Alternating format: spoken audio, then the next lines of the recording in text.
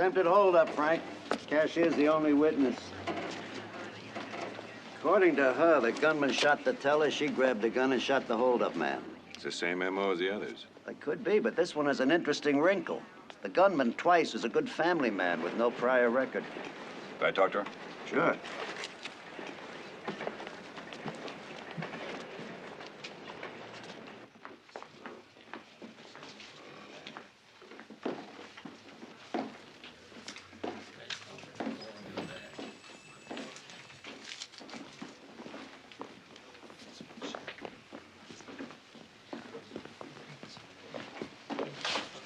This is Sally Decker, Frank.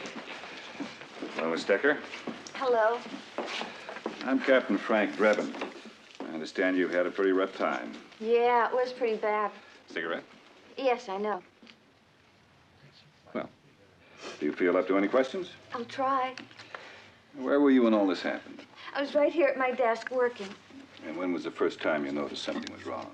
Well, when I first heard the shot, and as I turned, Jim fell. He's the teller, Frank. Jim Fell's the teller? No, Jim Johnson.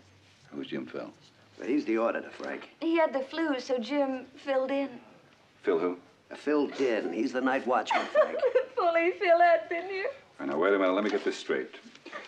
Twice came in and shot the teller and Jim Fell. No, he only shot the teller, Jim Johnson. Fell is ill. Okay, then after he shot the teller, you shot twice. No, I only shot once. Twice is the holdup man. Then I guess I did shoot twice. Well, so now you're changing your story. No, I shot twice after Jim fell. You shot twice and Jim Fell? No, Jim fell first, and then I shot twice once. Well, who fired twice? Once. He's the owner of the tire company, Frank. Okay. Once is the owner of the tire company, and he fired twice. Then twice shot the teller once. Twice. And Jim fell, and then you fired twice. Once. Okay. All right, that'll be all for now, Miss Decker. Now, we'll need you to make a formal statement down at the station. Oh, of course. You've been very helpful. We think we know how he did it. Oh, how he couldn't have done it. He hasn't been in for weeks. Well, thank you again, Miss Decker. Weeks? Saul Weeks. He's the comptroller, Frank.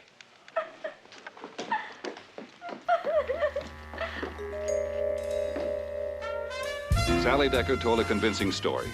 I thought she would make a good witness if the case ever came to trial. But somehow something didn't sit right. I drove back to police squad to see what Homicide and the lab boys had picked up. So, Billy, when the moisture in the air comes in contact with the cold pitcher, it forms water droplets, what we call condensation.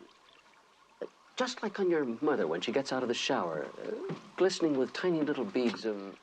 Oh, hi, Frank. That'll be all for today, Billy. Next week, we'll look into some interesting experiments we can do with discarded swimwear. Gee, thanks, Mr. Olson. Bye. You come up with anything, Ted? Well, we got the coroner's report on the depth of penetration of the bullet in Jim Johnson's body. If the holdup man had been where Sally Decker said, the bullet should have penetrated deeper. Let me show you what we did. These guns are identical to the one that killed Jim Johnson. Watch carefully as I test-fired this gun into these videotapes of Barbara Walters' interviews. As you can see, it completely destroys the Burt Reynolds interview. And everything from Bo Derek to Paul Newman. But only up to the point where Barbara asks him, is it difficult to love? Now, let me show you what happens when the gun is fired from 3 feet, which is the distance Sally claimed the shots were fired from. Notice? Complete destruction. Right up to the point where she asked Katharine Hepburn what kind of tree she'd like to be. Our next stop was a neighborhood known as Little Italy. A criminal investigation seldom follows a straightforward, clear-cut course. This one was obviously no exception. I felt we had to talk with Ralph Twice's widow to see how much she knew. Please go away. Please go away. I don't want to answer any more of your questions. We're sorry to bother you at a time like this, Mrs. Twice. We would have come earlier, but your husband wasn't dead then. Oh, Ralph was such a good man. Who could have done such a horrible thing? Did he owe any money? Doctor bills? Gambling debts? Book of the Month Club? No, nothing. Just 2 more payments on our solar telescope. Oh, poor Ralph.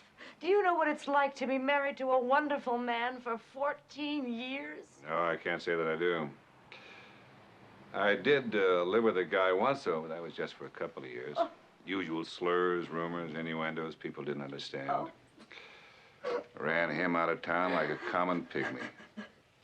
Did he have any enemies? Well, the Democrats didn't like him. Sure, he was a physical education major, but he had a mind. He could think. He wasn't all muscle, all body, all sinewy limbs. He got married, you know, later, had 3 kids. Never cared for her. Sent a nice gift, never got a note. I know this is a long shot, but did he ever eat chop suey? I know. No, he never did. It was just a hunch. I told him she was wrong. And that youngest boy, just like his father, football hero. Lived with him for a year. Wasn't the same. Can't go back. Oh, poor Ralph. And what about my daughter? What am I going to tell her? Yeah, you're gonna have to tell her something. Tell her he went on a long trip. Oh, wait a minute.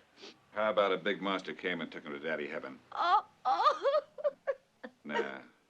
What about this? He threw himself on a grenade and saved the battalion. Yeah, that's it. No, wait a minute. He was killed by left-wing insurgents from Paraguay.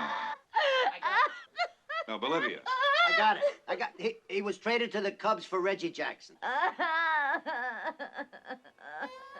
No further progress was made in the next 10 hours. The following morning, I reported back to police squad. About 10 o'clock, Sally Decker dictated a formal statement. She said the holdup man had come in once before to extort protection money.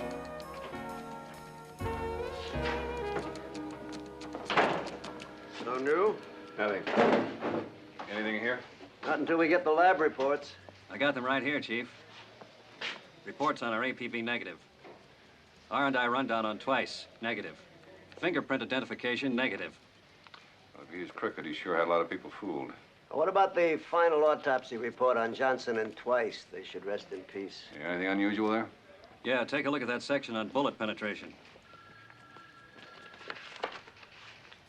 According to this, the bullet canals in both bodies took an upward course.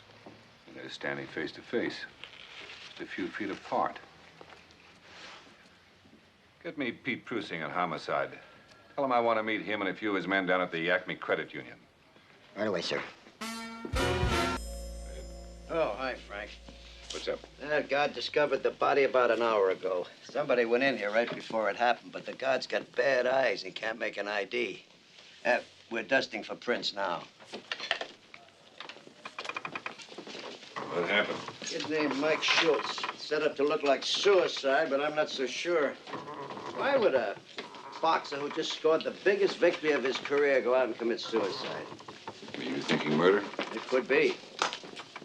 Anyone with Schultz after the fight? Just his manager. Who's that? Some Joe named Cooper. Who's this Joe Cooper?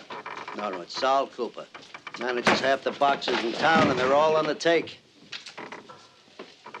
Want me to question him? No, Frank. We may be dealing with murder and corruption here. I want you to go undercover.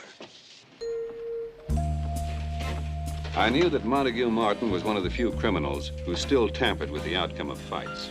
My plan was to find a crooked fighter and straighten him out.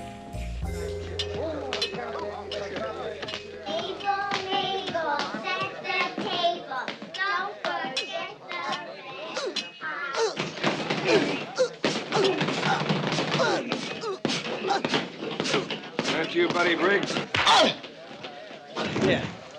Too bad you lost your last 3 fights. So I had some bad luck. So what? Well, maybe you don't have the right kind of management. Don't you think you should start thinking about that, Buddy?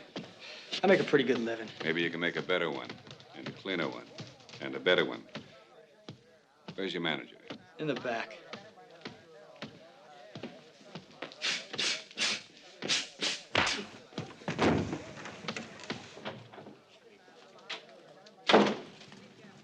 One of you managed Buddy Briggs?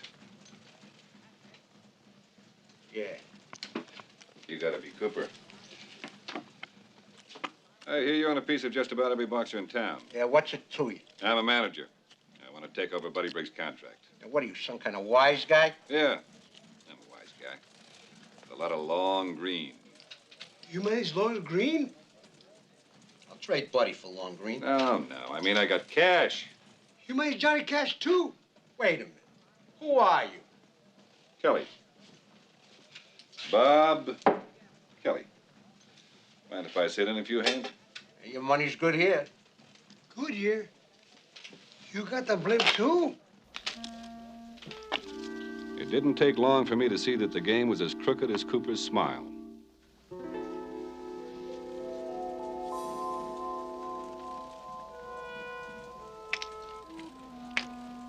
Just you and me, Kelly.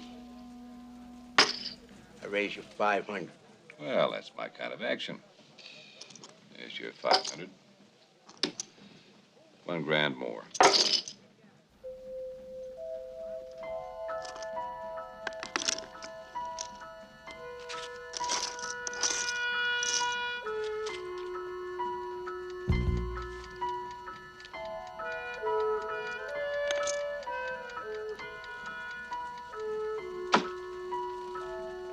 It's a lot of do-re me, Kelly. I'm out of cash. What about these? No dice. But there is something else I'm interested in. What's that? Buddy Briggs' contract. All right, Kelly. What do you got? Full house. King's over. Not so fast, Kelly. A straight beats a full house. Oh, it doesn't. A straight beats 3 of a kind. A full house beats a straight. Doesn't a flush beat a straight? A straight flush beats everything. Not a royal flush. Does a flush beat a full house? A regular flush or a straight flush? A flush beats a straight. I played a lot of poker. A full house beats a straight. Maybe so, Kelly. The 4 of us beats 1 of you. All right, I've got an ace in the hole. That makes me the winner. Buddy Briggs belongs to me now, but just to make it nice and legal, I brought along a bill of sale. Sign it. You witness it. You check for spelling errors. All right, Cooper. Get that stuff in there. How many L's illegally? You may have a fighter, Kelly, but you'll never get a fight. We got this town sewn up tighter than a floozy skirt. We'll see about that, Cooper.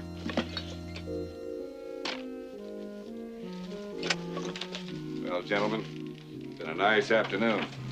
Hope we can do it again some other time. I'm free Wednesdays. This guy's more trouble than he's worth. I want him knocked off.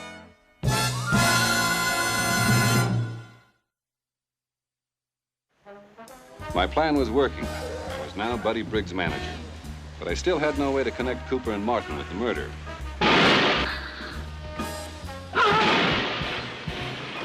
I got a call from Olson.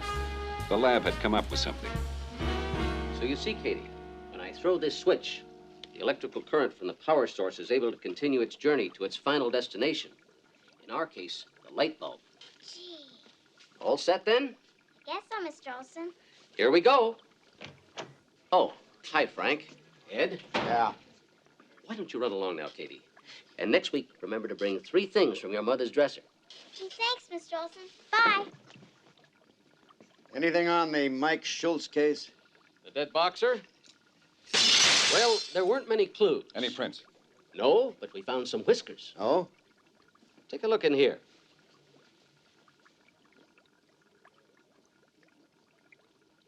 Facial hair.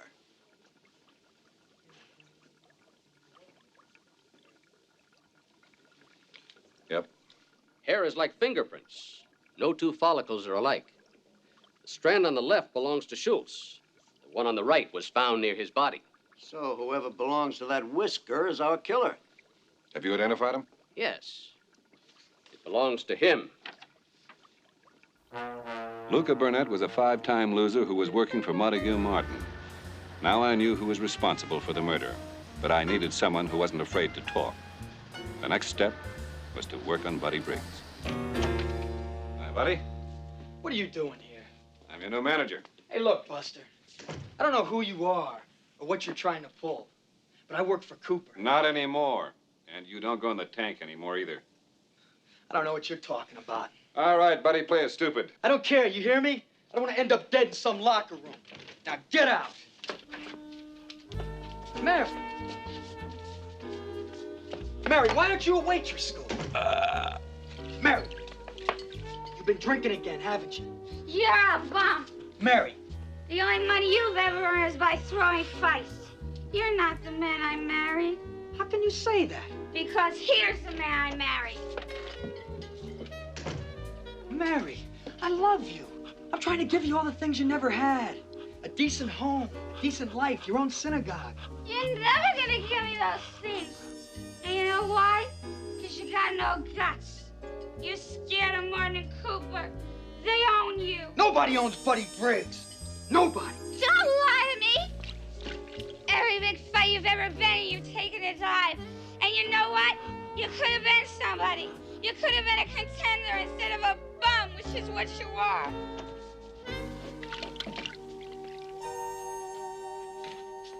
Muffin.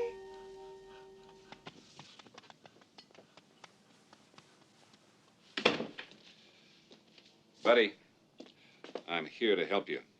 Now, do you think you can beat the champ? I can take him blindfolded. What if he's not blindfolded? I can still beat him. I believe you. That's why I won you in the poker game. You fight in the up and up, you'll be able to look in the mirror and see a winner. You've been living in the dumps too long, pal. I'm going to help you and Mary get out of this sewer. Come on. All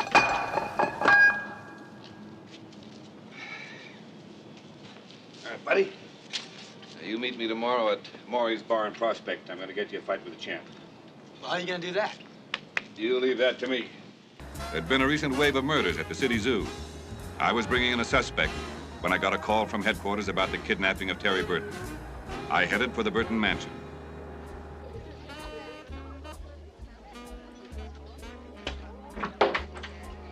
Good evening. Evening.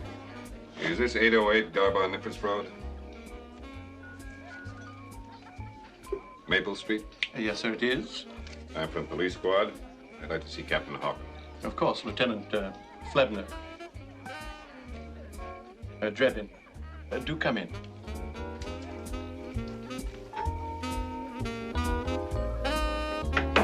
My name is Terry Burton. Excuse me. Frank, I'm glad you're here. What do you got, Ed? Well, nothing so far. Nobody's seen or heard anything. Is there a ransom note? Yes, the butler found it. It was tied to this window and thrown into the rock garden. I sent the note to the lab. They're demanding $1 million. Why would the lab demand $1 million? The kidnappers made the demand, Frank. If you don't mind, Ed, I'd like to see the scene of the abduction. Sure, right here.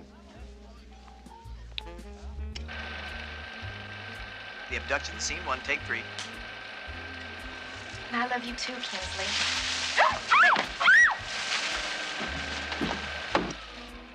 Who's the guy? His name's Kingsley Addison, Terry's boyfriend. I sent him home, Frank. He had a nasty bump on the head. Would you like to meet the parents of the kidnapped girl? Of course. Oh, Frank, the pate's exquisite.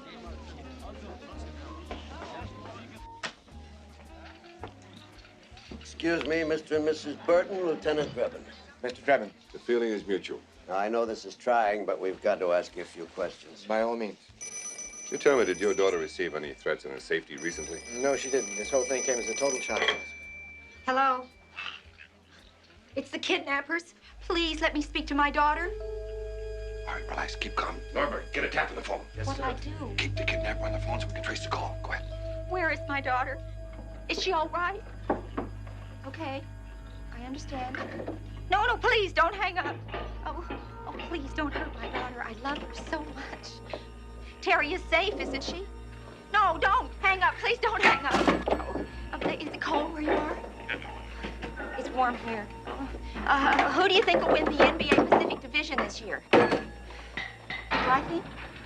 Well, I go with LA. Well, they need a little deeper bench, but they have a really strong, solid starting 5. No, wait! If a train leaves New York, traveling 120 miles an hour, and another train leaves Pittsburgh, traveling 115 miles per hour, what train do you suppose will arrive in Chicago first? That's right. Wait. Why do ducks and geese fly south for the winter? Because it takes too long to walk. Hello? Hello? He hung up. It was a tough question. Norberg, you get the tap on the phone? Yes, but the kidnapper wasn't on long enough to get a trace. Oh, and Mrs. Burton, what time did the first train leave? Just relax. Everything's going to be all right. Mrs. Burton, what did he say? Just relax. Everything's going to be all right. No, the kidnapper. He said he'll call us soon with instructions for the money drop. If we don't do what he says, he'll kill Terry. Lieutenant Drebin, what do I do? Well, as I understand it, you're in the textile business. I mean, I don't want the police involved in this. We've all got to work together to capture this kidnapper. I'll pay whatever ransom is necessary to get Terry back. No, that'd be giving in to him. These people are emotionally unstable. Had a case like this similar. Kidnappers cut the victim's ear off and sent it to the family. So you see, you've got to let us help you. Not the whole ear, of course, just a piece of it. And when this whole thing blows over, we'll return Terry's ear if she's still alive. She's taking it hard. Yeah. We'd better go, Frank. We'll leave Officer Norberg here. If you need anything, just ask him. We'll be in touch. After we go, I want you to nose around. And keep an eye out for the ear. Yes, sir. Don't you worry, Mrs. Burton. If Terry's ear comes, I'll handle it.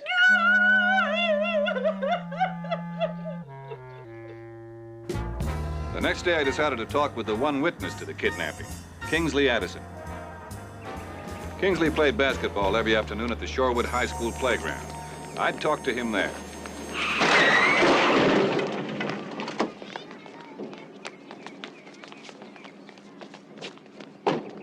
Over here, come on. Come on, give it up, give it up. No, get it. Don't leave it. Kingsley Addison? Yeah? I'm Lieutenant Drebin, police squad. What do you want? Well, I'd like to ask you a few questions. About last night? That's right. What happened? Oh, I remember Terry was grabbed. Then I got hit. That's all I remember, honest. Well, I understand you and Terry were going to get married.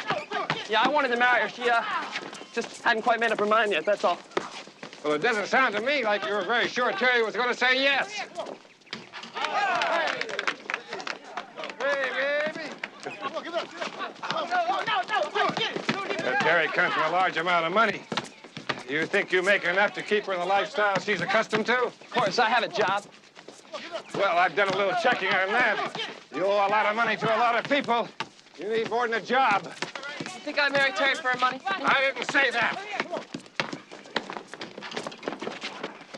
All right, let's go. It was too early to dismiss Kingsley as a primary suspect. He needed money. An earlier check indicated he was often seen socially with Joe Cook and other members of the Freddie Siegel mob. By marrying Terry, he would come into a fortune, cementing his relationship with the elite and forever ensuring a most luxurious lifestyle. I was en route to police squad when I got a call from dispatch. There was a new wrinkle. The kidnapper had contacted the Burton family with some additional information. When I arrived at the Burton mansion, Norberg and my boss were already on the scene. Frank, I'm glad to see you. What do you got, Ed? I want you to give this a listen. This came in the mail. Mommy, Daddy, please do what he wants. Give him the money. I'm scared. I will. That's enough. Further instructions on the size of the ransom and where to deliver it will follow. Oh, my baby. My poor baby. Well, what do you think? Seems to be a little too much wow and flutter from the right speaker. You know, Frank, we don't even have the spot for the ransom drop yet.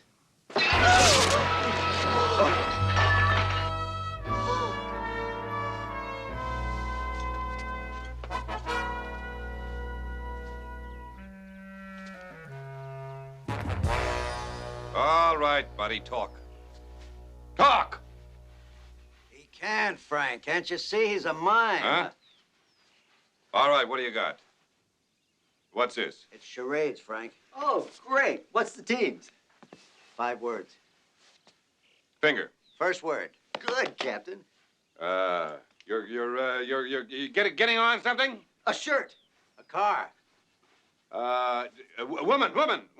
A bus. Sounds like a bus. Bus. Of course. worse. You're driving around in the bus. You're going around in the bus. You're looking. You're going somewhere. To Iowa. You're in the bus and you're You're parking the bus. It's a song title. A theme from a summer place.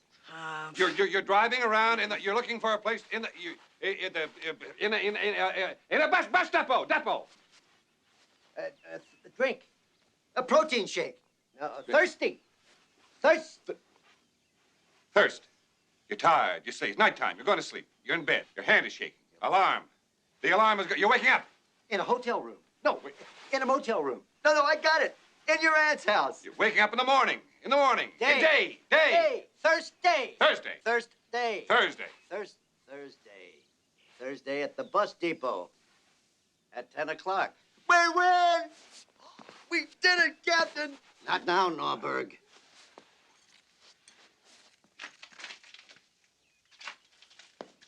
We better get her used to the grindstone. We don't have too much time. Right.